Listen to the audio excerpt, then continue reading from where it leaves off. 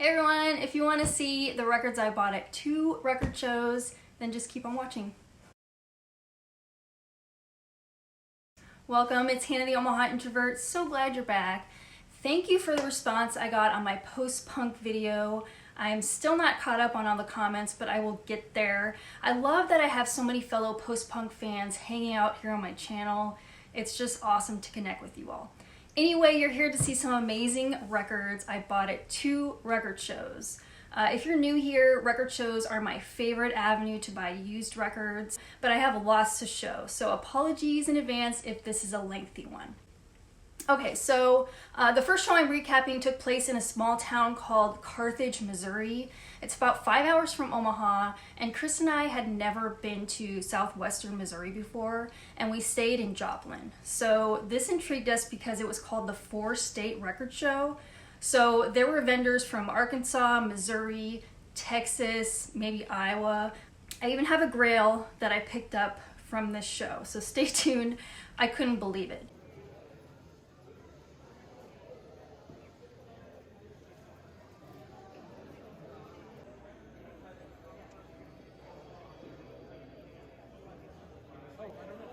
Okay, so mostly punk finds from this show, and this is the first Misfits in my collection, finally. The vendor and another guy who was digging next to me said that this was a great place to start, so I just was like, all right, it's time, let's do this. This is a late 90s reissue. What I read is that some of the tracks on this are re-recordings of the original, but I love the song Last Caress, and I think Metallica also covered that, but you know, can't beat the Misfits version. So there's some B-sides. I really enjoyed this. There's like no lulls on this at all, just pure punk. So this is, by the way, this is called Collection 2. I don't think I mentioned that. So yeah, late 90s reissue, lots of tracks on there. I also have another Misfits to show later on in the video, so if you're a Misfits fan, I hope you do stick around. So that was a really cool find. From that same vendor, I picked this comp up from a UK band called Chelsea. And this is a group that a few people had mentioned in my punk video. I had luckily sampled them a few days before this show, so I was prepared. I really liked what I heard, so the timing was pretty great. Anyway, they formed in 1976. This is apparently the US version of a comp called Alternative Hits that was released in the UK. Anyway, they've opened for The Clash. I think Gene October is his name. He's like the leader of the group. But if you like your punk melodic, this is definitely for you. Really terrific. And this one's on IRS. So I thought that was a great place to start with Chelsea, and it was only $10. The cover's a little jacked up. I mean, there's some probably some mold or water damage at the bottom, but the record plays great. Okay, skipping forward to the 90s, I picked up a Nirvana album I was missing on vinyl. This is their last studio album, In Utero. This is the 2013 mix. I guess there are subtle differences between this mix and the original. I guess nothing too drastic. I think it sounds really excellent, and I got a great deal for this used copy from Scott, who's a vendor. I bought from him online before, actually, so thank you, Scott. My favorite songs are probably Heart-Shaped Box, Milk It. I really like Milk It, just it's powerful, the drums, everything. Penny Royalty, but I don't need to say much about this one. I mean, it's Nirvana. Pretty much everyone knows this, so I'm just keeping that one brief. But the 2013 mix, it sounds pretty excellent. Also from Scott, I bought another Pere Ubu album for my collection, and I featured them in my post-punk video. This is their album from 1988. It's called The Tenement Year. This is an original US press. This is kind of like a comeback album of sorts after they took 6 years off. There's still massive amounts of weirdness, and I guess it's considered their most accessible album from them. I really liked it. Dream the Moon is a really good song, but yeah, it's still in the shrink and everything, so that was also another great deal I got from Scott. Next we have the first Johnny and the Heartbreakers into my collection, finally. This is live at Max's Kansas City, originally recorded in 1978, and I believe it's their farewell gig. This is an original US press. This is sloppy, loud, aggressive, essential punk. There's the label. Here's the back. Many of you already know this, so I'm just going to be quick with it. Chinese Rocks, London, All By Myself. These are just great tunes. So it's a classic. Glad to have added that into the collection. I still can't find LAMF, and I know originals would be expensive. I'd be fine with a reissue, but I'm still trying to track that one down. Next, I stumbled upon this new sealed Record Store Day release from last year, I believe. Their Meadowlands album was my intro. There's a lot more power pop leanings on this one. It's very, very infectious. I love it. This is the Ren's Secaucus, and it's a gatefold. Really well done reissue. It is on red vinyl, so right there. Yeah, I love how each of their albums sound different from each other, and I think they only released 3 albums total. There's some great harmonies too. Superb. Okay, I finally got this goodie back into my collection. So in prior videos, and especially pre-move, and I just moved in this place April of this year, I kept mentioning how I couldn't find my copy of this guy, No More Heroes by the Stranglers. I was getting so agitated because I had it. It existed in my collection, you know. I even swore that I misfiled it last year or something, or I didn't put it away in the proper spot at the time. Who knows? Anyway, even after reorganizing my collection from A to Z and packing it all up in boxes, then unpacking it in this new spot, it didn't surface. But that's okay, because I found this US press, and I believe it's an OG, but yeah, the Stranglers, I love them. This was only $5, so I was really pleased to get this back into my collection. This one's kind of interesting. The lyrics can be a little bit hard to digest. There are innuendos. The lyrics definitely wouldn't fly today, I think. But I love English Towns and No More Heroes, those tracks especially. Anyway, this will be safely nestled in my collection again, and it will be filed away with the other Stranglers after I film this video, certainly. You hear me? You're not leaving my collection again. Okay. So the grail of the show. This is a true grail. I never expected to find anything vinyl by this band. So, yes, the grail of the show. It's always nice when there's a surprise grail, right? This was one hell of a surprise. Kings and Queens by The Gits.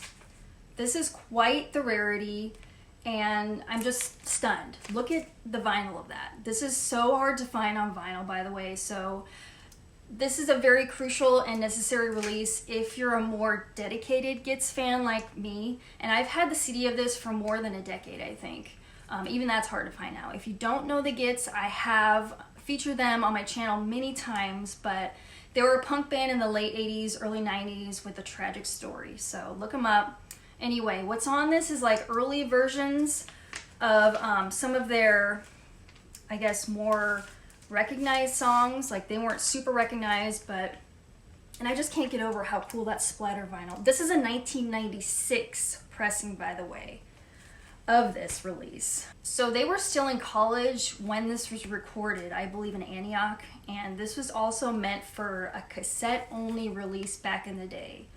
So like I said, 1996 pressing, kick-ass vinyl, beautiful. So the best thing about this is that, look at the price, and I don't know if this will come through, but $10.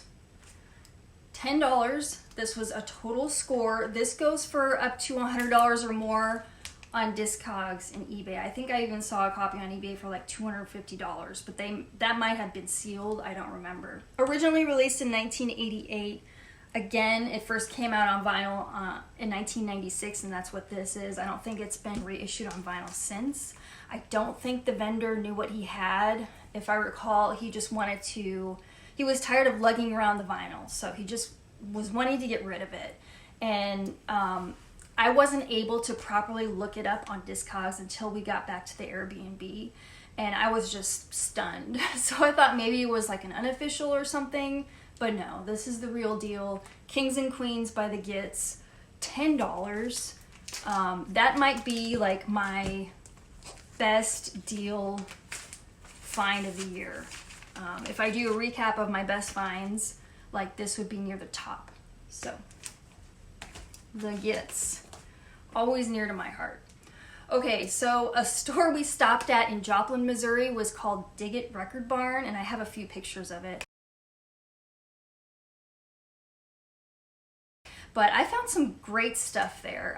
The first one, I found a Frank Tovey release, and he's also known as Fad Gadget. And I could have shown him in my post-punk video or Fad Gadget, but he's kind of an avant-garde, synth, new wave, post-punk, all of the above, kind of virtuoso. He was, I think, the first artist to sign with Mute Records, but this is good. I just prefer earlier Fad Gadget releases, I think. And I have Under the Flag. I just didn't pull it, but I do have that release by Fad Gadget. Anyway, I need to give this a few more spins, but it's good. Like I said, I'm glad I picked it up. I think it was less than $5. So, and I usually don't see his stuff, so that was a nice grab. All right, we've got another Susie and the Banshees reissue that I found, and this was on sale for $20. This is the 180 gram 2018 reissue of Peep Show, and I only had this one on CD before. So some consider this album where they sold out, which I think is ridiculous. There's still lots of darkness here. It's mystical. I still rate this one highly, but I love the song Scarecrow. The whole thing is good. Comes with a nice inner with the lyrics, and I can show the vinyl real quick here.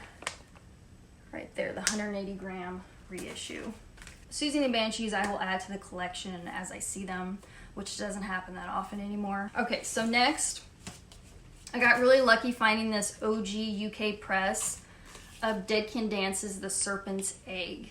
So this came out in 1988. Has an amazing opening song. Very experimental group. They're on 4AD. That should tell you something right there. Very solid label with unique, groundbreaking bands. But here's the 4AD label. Like I said, original UK press. How much did I pay for this? I paid $34.75, and it's just excellent condition. Inner sleeve right there. I read mixed reviews about this album. It's very ethereal and also very chilling at the same time. I love Lisa Gerrard's vocals. I have to be in the right mood to listen to this album because it is kind of, it's got that dark, mysterious vibe to it. So yeah, I have to be in the mood for it, but it is just gorgeous. It's a gorgeous album, very well done. I know some people rate it up there as their favorite. Some people have a hard time getting into it, but I love it. Okay, so let's keep moving this along. So finds from the next record show, the Des Moines record show. And we try to go to this every time it happens, but it's been hit or miss. So this time it was a hit, thankfully. But here's a little video of the show.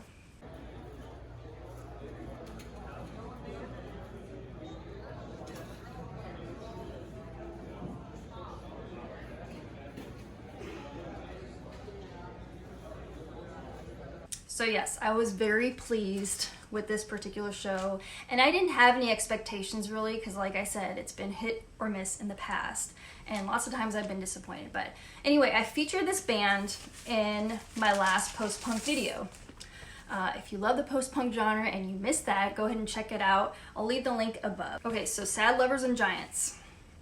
Lost in a Sea Full of Sighs. But this is a brilliant comp, and they're very early material. So 1981 through 1982, those recordings.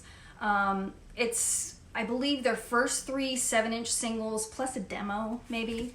But this can help you get into the band if you ever see it. This is excellent, underrated UK post-punk.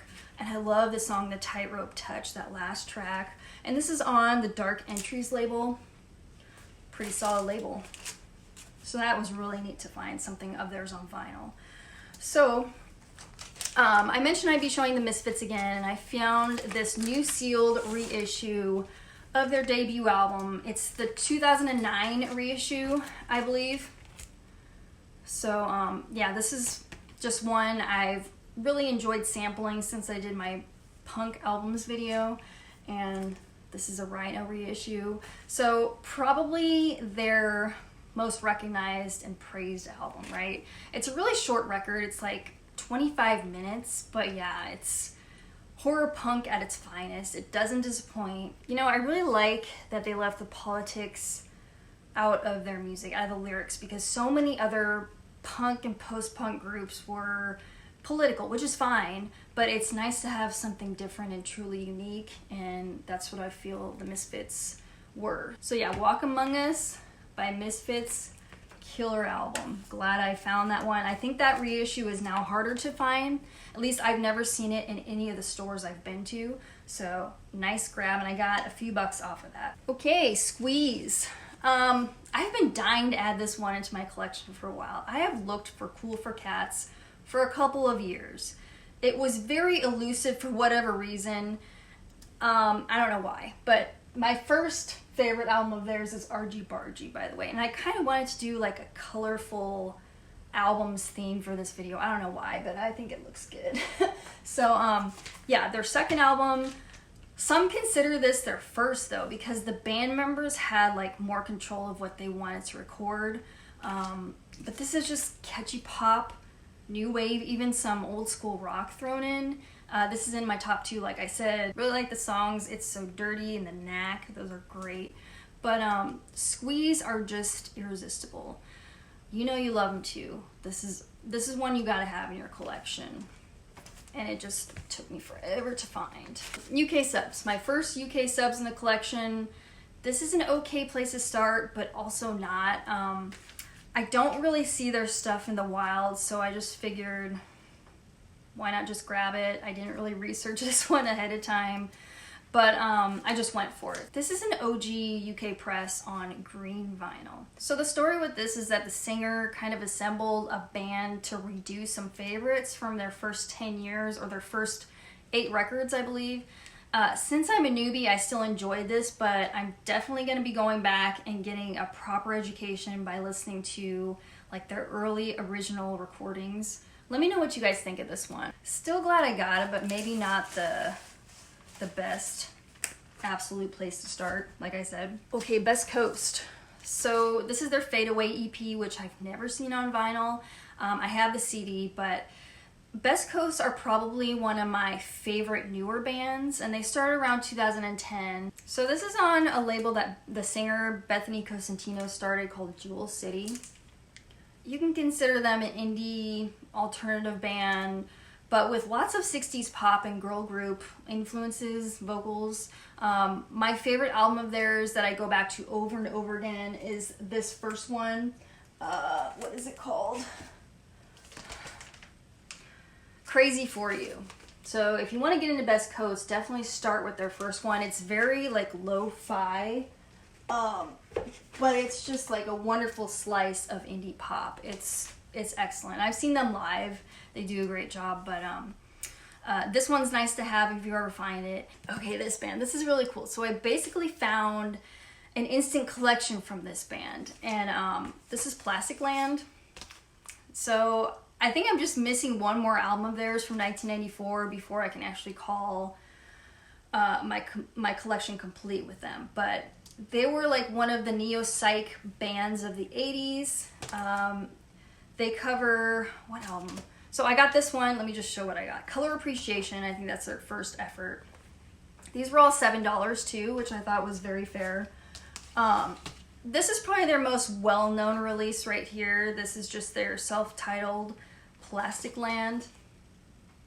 And what's cool about this one is it's the pink vinyl release. So yeah, this is probably their most well-known.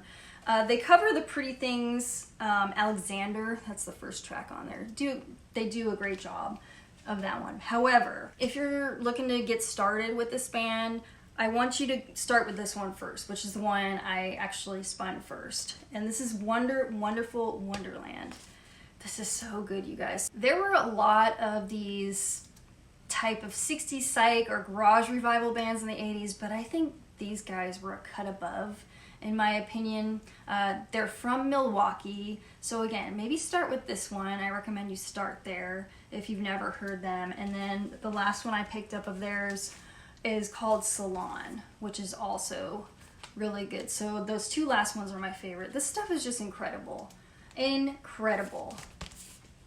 So Plastic Land, I was very happy to get that collection going. Okay, next we've got the Tubes debut.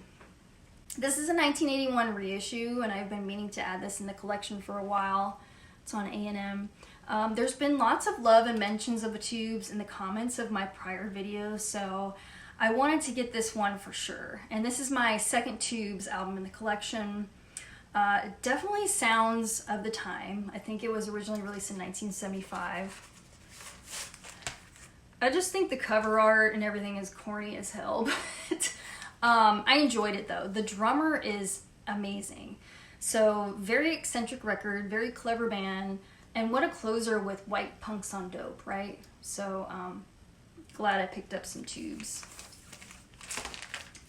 All right, we're getting to some really good stuff here towards the end, and then we're gonna wrap this up. Okay, I know there's some fans of New Model Army on my channel.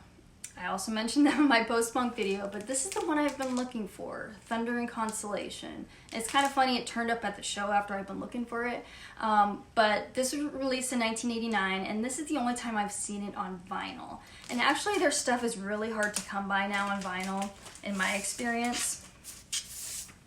So there's the label in the back. So this is very solid. I love the song Green and Gray so much. There's like some cutting lyrics on this one. It can be a little bit bleak, but you should check this out. This is a fantastic album. New Model Army, glad I finally found that one. Okay folks, we're down to the last two.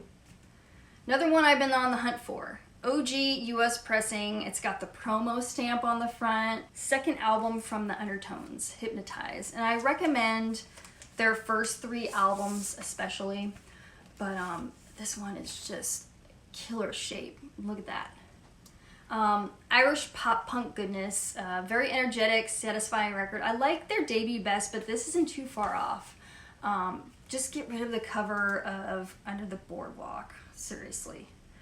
Yeah, I don't need that one, but this was amazing to find finally, and it's on Sire.